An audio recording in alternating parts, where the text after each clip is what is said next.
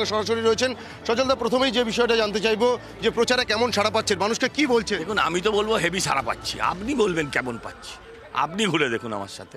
মানুষকে কি বলছেন? মানুষকে কিছুই বলছি না, মানুষ সব জানে তার এলাকা কেমন আছে, সে এলাকায় কেমনভাবে ভালো আছে মন্দ আছে তারা সব জানে।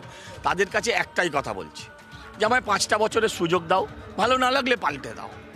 এখানে মানুষকে জল কিনে খেতে হয়। তৃণমূল এসেই বলছে যে আমরা লক্ষ্মী ভাণ্ডার দিয়েছি, পুরো লক্ষ্মী ভাণ্ডার জলে চলে গেছে। মানুষকে 30 টাকা বোতল ডেলি কিনতে হয়। এই যদি মানুষের হয় তাহলে লক্ষ্মী ভাণ্ডার পেয়ে লাভ কি হয়?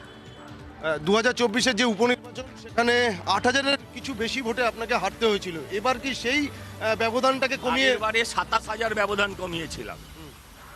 এবারে 27,000 ব্যবধান যদি বাড়াই, তাহলে সেটা গিয়ে দাঁড়ায় 20,000-এর ওপর। ওটাই মার্জিন হবে। সিপিএম প্রার্থী সায়নদীপ চ্যালেঞ্জের